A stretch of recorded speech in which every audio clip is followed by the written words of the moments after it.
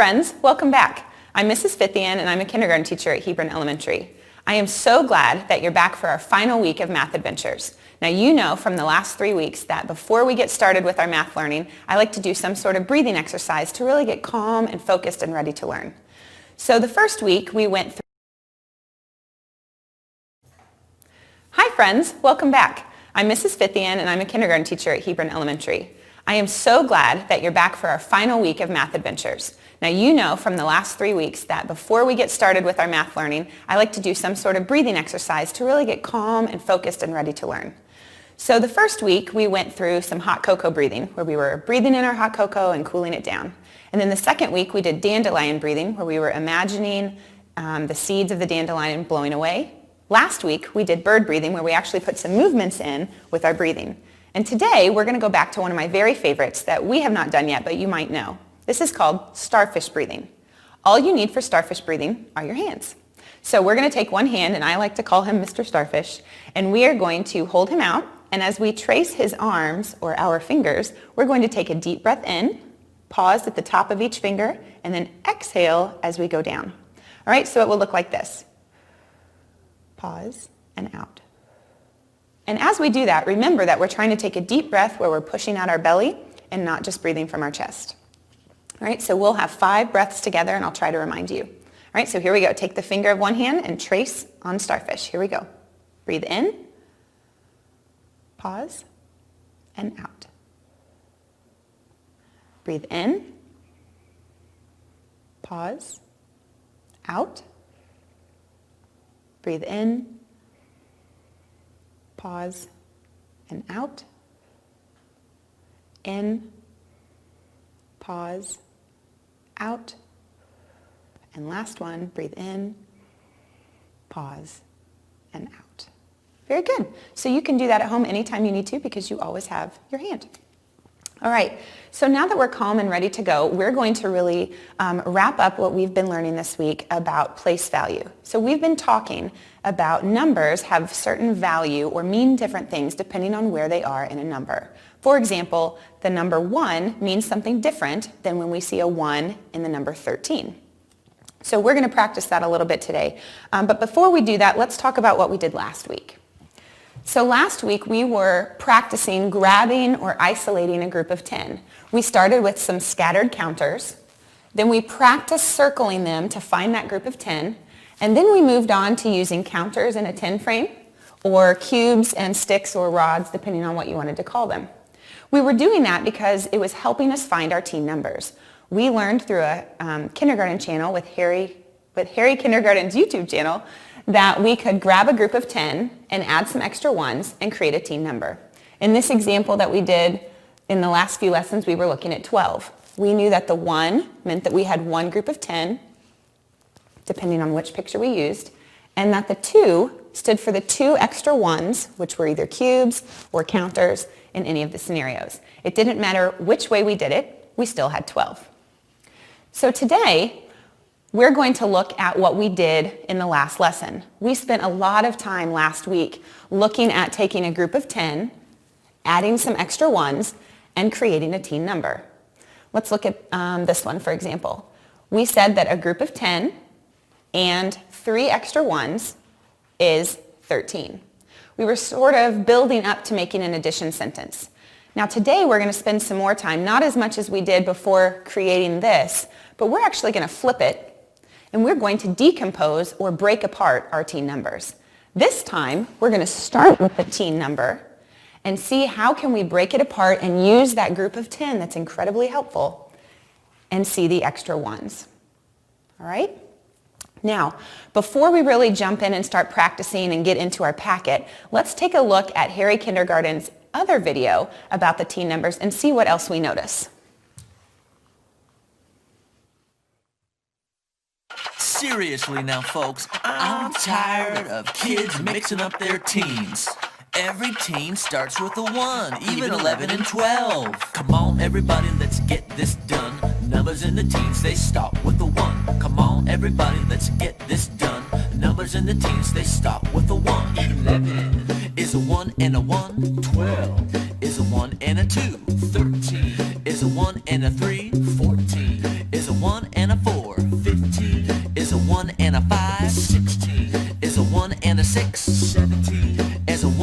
7, 18 is a 1 and an 8. 19 is a 1 and a 9. Come on everybody, let's get this done. Numbers in the teens, they start with a 1. Come on everybody, let's get this done. Numbers in the teens, they start with a 1. 11 is a 1 and a 1. 12 is a 1 and a 2. 13 is a 1 and a 3. 14 is a 1 and a 4. 15 is a 1 and a 5. 16 is a 1 and a 6. 17 is a 1 and a 7. 18 is a 1 and an 8. 19 is a 1 and a 9. Come on everybody, let's get this done. Numbers in the teens, they start with a 1. Come on everybody, let's get this done. Numbers in the teens, they start with a 1.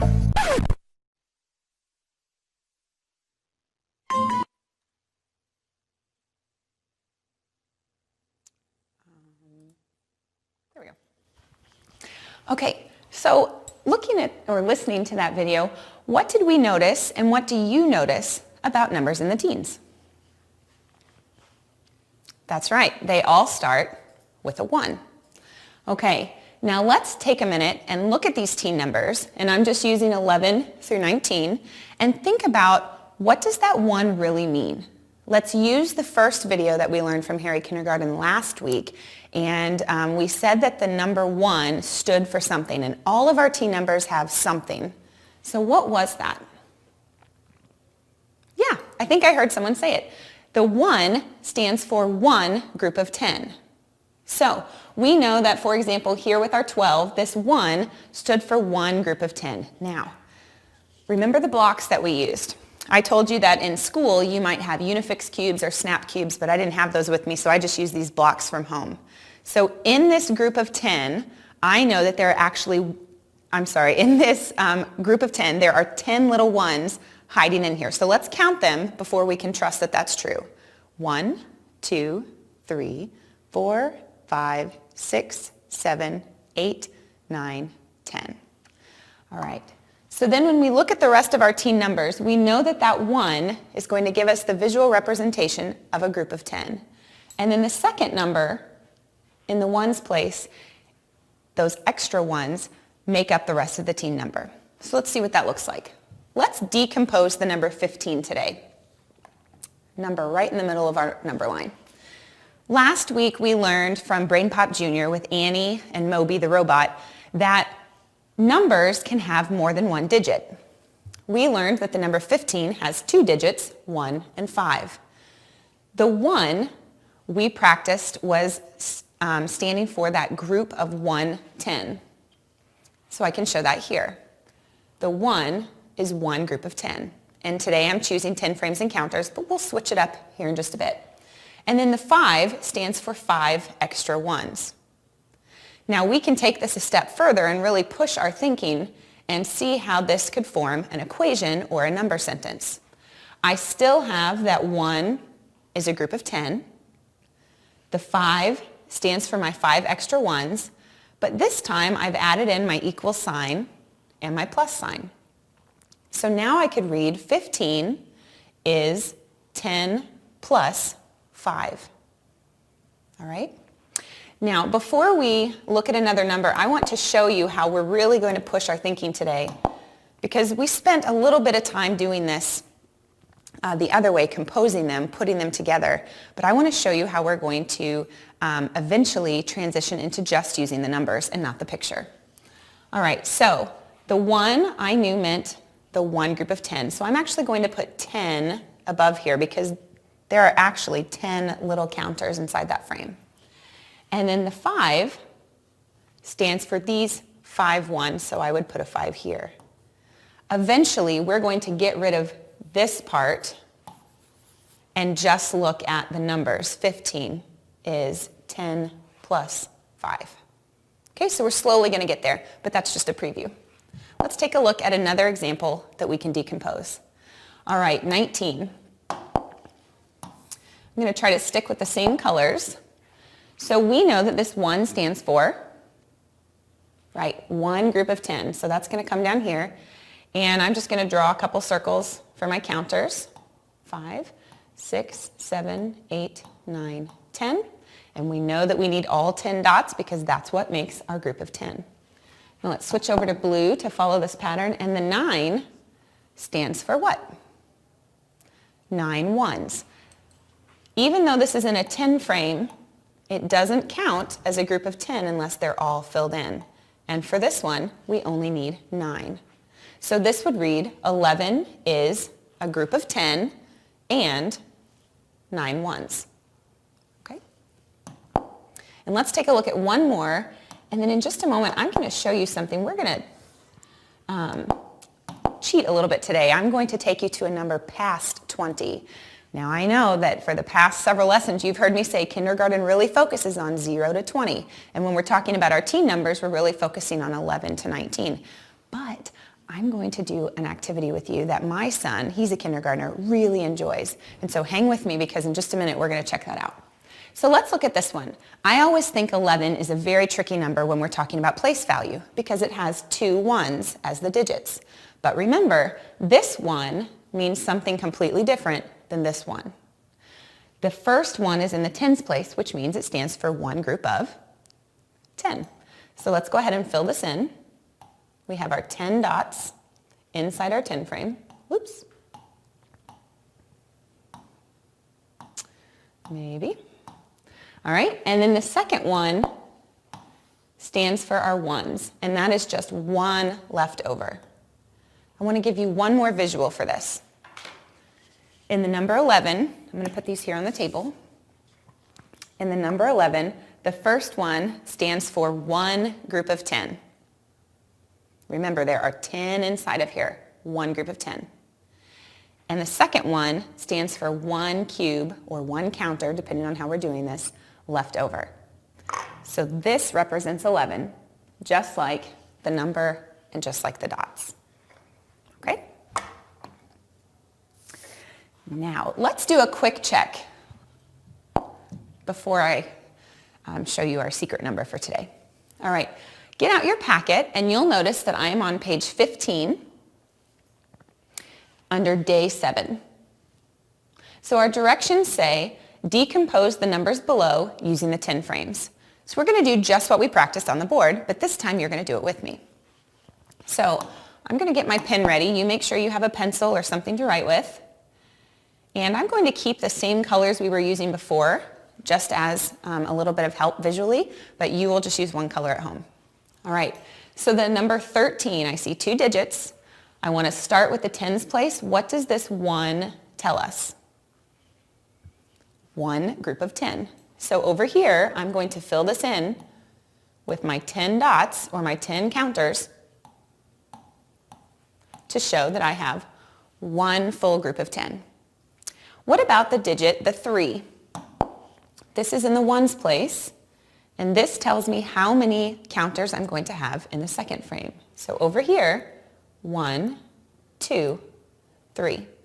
So when I look at this, I could say 13 is made up of a group of 10 and 3 ones. Okay, let's give you a second to try the bottom one. All right, so take a minute. This is 19. Think about what this might look like, and you can go ahead and write it on your paper to fill in these 2 10 frames to decompose or break apart that number. Take just a few seconds.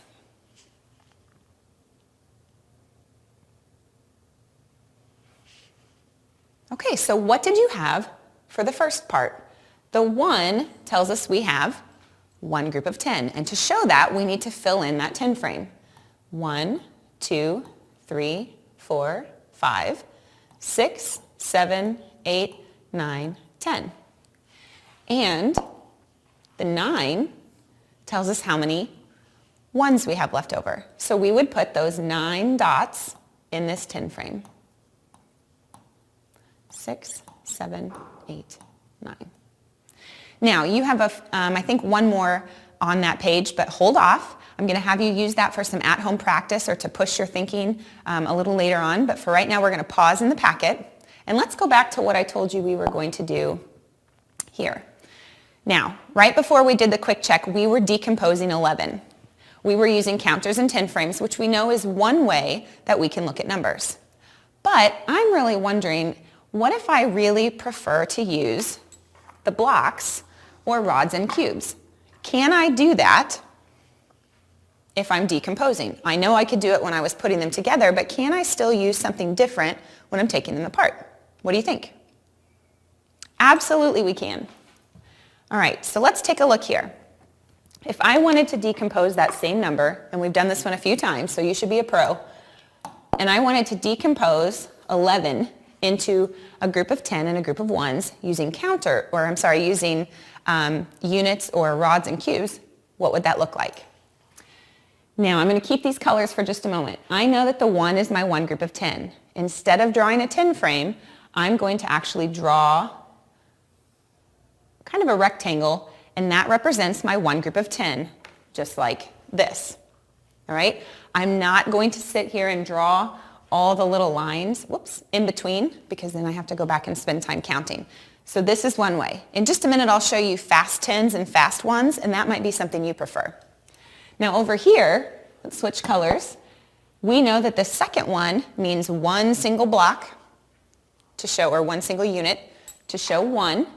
And for that, I'm just going to draw a little box or cube.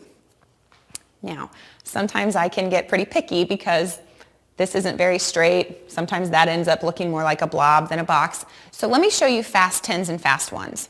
You could instead decide to say, okay, 11, here's my 1 group of 10, and this is to represent this stick or this rod, and a dot is a 1. And that's fine. If that's easier for you as we're drawing these, that's totally fine. I just want you to be careful that this doesn't confuse you as looking like a number 1. Okay? So if you hear me say fast 10s and fast 1s, that's what this means. If you'd rather draw the actual rectangle and square, you can do that too. Okay? So there's lots of different ways. It gives us the same result every time. Okay, so let's take a look at a different one. What about 17? I am going to stick with my rectangles and squares for this. So 1 group of 10. We know that that looks like this. We're getting pretty good at these, and you should be noticing that we're doing the same thing every time for those teen numbers with 1 group of 10 or 1 rod or 1 10 frame. And the number 7, how many cubes would I have? How many little blocks would I have in that drawing? That's right, 7. So let's do that. 1, 2, 3, 4, 5, 6, 7. If you wanted to show this with fast 10s and fast 1s, that would look like 1 for 1 group of 10 and 1, 2, 3, 4, 5, 6, 7 for our 7. And those dots can be in any arrangement. Okay? All right. I think I've got one more here. Oh, I don't. We're going to go to our quick check. Okay, so hop back in your packet. You'll have to turn the page. We are on page 16 this time. And now we're going to decompose these numbers using the rods and 10s. Now, you can draw the rectangle and the square, or if you want to use those fast 10s and fast 1s, that's up to you. Let's do the first one together, and then I'll give you a second to do the second one on your own. All right, so 14. Let's start with the 1. Maybe. Let's start with this 1. That stands for 1 group of 10, so you can draw a rectangle just like that. That stands for 1 group. And then the 4 stands for our 4 1s left over, which I like to draw as little squares. Now I'll go ahead and put this on here in case you chose this. If you chose fast 10s, this would be 1, and fast 1s, 1, 2, 3, 4. So either of those would be fine. Now I'll get this cleaned up and start 18. You take a second and go ahead and draw this either using your rectangles and squares or your fast 10s and fast 1s. How can we decompose 18?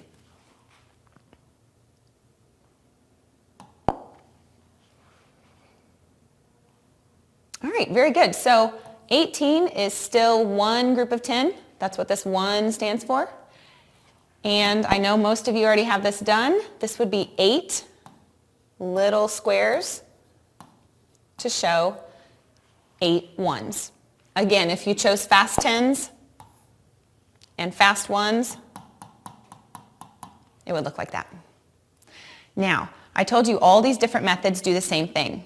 I'm going to show you this surprise number and tell you why I prefer to do this or even fast 10s and fast 1s. Let's take a look. All right. So This is a secret because we're supposed to stay within 0 to 20, but I'm really going to push us forward a little bit today because, again, this is something that my child and I love to do at home. We really like to think, okay, if this is something I can do with a small number in kindergarten, is there a way to do it with a larger number?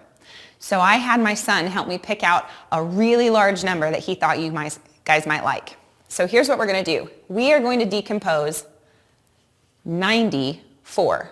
That's way past 20, but it's our secret. Okay, so here we go. Let's decompose 94. What would that look like using what we know about place value and tens and ones? So think for just a second, and I'll get my pen ready. All right, the 9. What does this 9 stand for? How many groups of 10 do you think we need to draw? 9. Okay, now just think, if we were doing our 10 frames, think of how many we would have to draw. That's just 1. And I'd have to do that 9 times. So 10 frames are great. Counters are great. And I'm actually going to show you a way to do this at home on paper. But when we get into some of these larger numbers, I actually like to use the rectangles and the cubes or the squares. So 9 groups of 10. So here we go. 1, 2, 3, 4, 5, 6, 7, 8, 9. There's my 9 groups of 10. It's a lot more fun when we get past the teen numbers, right? Now, what about this 4?